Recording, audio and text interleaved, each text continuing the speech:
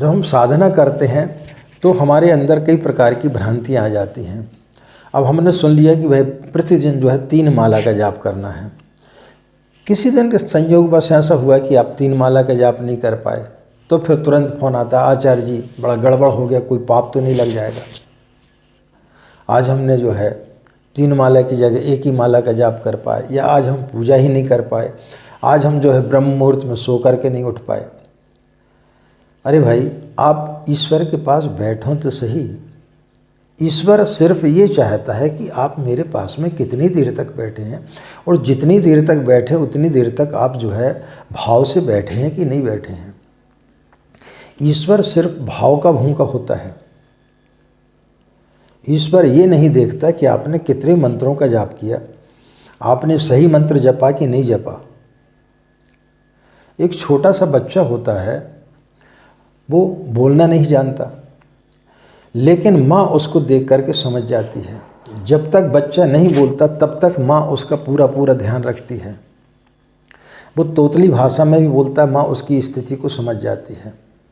जब बच्चे को भूख लगती है तो माँ के स्तन से दूध आना चालू हो जाता है, वो समझ जाती है कि मेरा बच्चा भूखा है।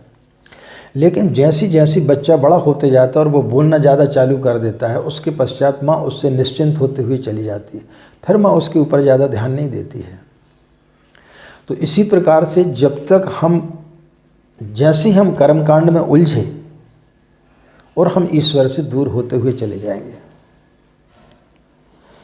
कि हम पहले गणेश का आवाहन करें कि गुरु का आवाहन करें, कि पहले गायत्री मंत्र का जाप करें कि गणेश मंत्र का जाप करें कि शिव के मंत्र का जाप करें। कई लोग तो इतने सारे मंत्रों का जाप करते हैं कि कोई भगवान ऐसा है कि वो छूट न जाए। तो फिर वो बड़ी भ्रांति में पड़ जाते हैं कि पहले महामृत्युंजय का जाप करें कि गायत्री मंत्र का जाप करें, गणेश का जाप करें कि लक्ष्मी का जाप करें कि शिव का जाप करें।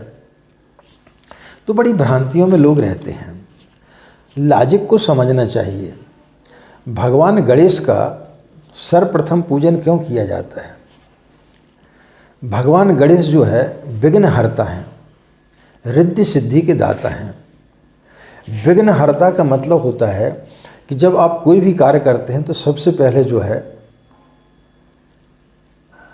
एक सुरक्षा का दायरा बनाते हैं। आपने मकान खरीदा तो सबसे पहले आप सुरक्षा के दायरे के लिए बाउंड्री वॉल बनाते हैं, वहाँ पे एक अच्छा खासा दरवाज़ा बनाते हैं। तो जब आप घर के अंदर प्रवेश करेंगे तो पहले दरवाज़ा को खोलेंगे, क्योंकि वो आपका सुरक्षा घेरा है, वहीं से जो है आपके लिए घर में प्रवेश मिलेगा। तो भगवान गणेश कोई भगवान है या नहीं है ये पता नहीं, लेकिन प्रथम पूज्य गणेश भगवान को पूजने का सिर्फ यही अर्थ है कि कोई भी जब हम शुभ कार्य कर रहे हैं उसी में किसी प्रकार का कोई भी विघ्न पैदा ना हो, तो इसलिए पहले विघ्नहर्ता का पूजन किया जाता है। यानी आपने यदि मकान बनाया तो उसके पहले आपको बाउंड्री वॉल बनाना पड़ेगी।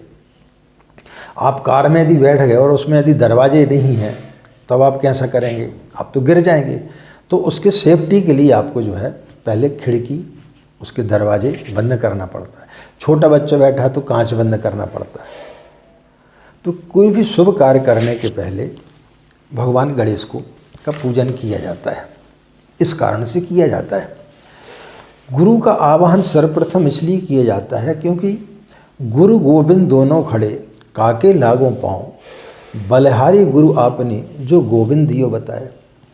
गुरु वह माध्यम है जो हमें परमात्मा तक ले जाता है। गुरु हमें अंधकार से प्रकाश की ओर ले जाता है। तम सोमा ज्योतिर्गमय, अस्तोमा सदगमय, मृत्योर्मा अमृतंगमय। जो हमें अंधकार से प्रकाश की ओर ले जाता है, जो हमें मृत्यु से अमृत की ओर ले जाता है। तो ऐसे व्यक्ति को, ऐसे गुरु को, ऐसे सदगुरु को सर्वप्रथम उसको पूजा जाता है। उसके पश्चात में फिर भगवान गणेश का पूजन किया जाता है। तो पूजा करते समय कुछ चीज़ों का दो चीज़ें आप गांठ बांध करके रख लें कि भगवान को इतनी फुर्सत नहीं होती है कि वो आपके मंत्रों की गिनती करे कि आपने कितने मंत्र का जाप किया। आप 11 माला का जाप करने वाले थे, आपने 10वीं माला का जाप क्यों किया? आपने जो है हमारे गायत्री मंत्र जपने के पहले आपने गणेश का मंत्र क्यों जाप कर लिया? ईश्वर कभी किसी से नाराज़ नहीं होता है। भगवान सारे एक हैं। जैसे कि वृक्ष जो है वो एक होता है, उसका जो बीज है, उसकी जो जड़ है, तो जो व्यक्ति जड़ को पूजता है, जड़ में यदि आप झाड़ को पानी देंगे तो वो फलेगा फूलेगा। लेकिन हम करते क्या है, उसकी डालियों को और उसके पत्तों को पूजना चालू कर देते। उसके यदि आप किसी वृक्ष में उसके पत्तों को पानी देंगे, उसकी टहनियों को पानी देंगे तो झाड़ धीरे धीरे सूख जाएगा। गायत्री जो है वो जड़ है, बाकी चीज़ें जो है उसकी पूरी शाखाएं हैं। तो एक को साधे सब सदे, यदि आप जड़ पर पानी देंगे तो पूरा वृक्ष वैसे ही सज जाता है, पूरा वृक्ष वैसे ही फल फूल जाता है। लेकिन हम क्या करते हैं कि हम पहले टहनियों को, कभी पत्तों को, कभी फल फूल को, ये सब चीज़ों को पूजने का प्रयास करते हैं। तो इसमें हम जो है बड़े भ्रम में, बड़े जंजाल में पड़ जाते हैं। तो इन सब चीज़ों का हमें ध्यान रखना चाहिए कि जब हम साधना करते हैं तो भाव के साथ में बैठें। ईश्वर भाव का भूखा होता है।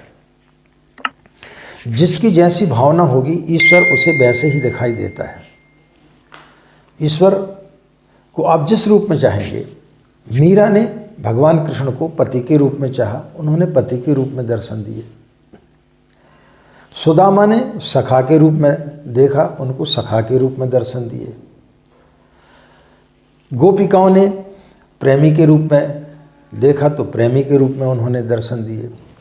तो जो व्यक्ति जिस तरीके से ईश्वर को देखता है उस तरीके से भगवान आपके समक्ष आता है।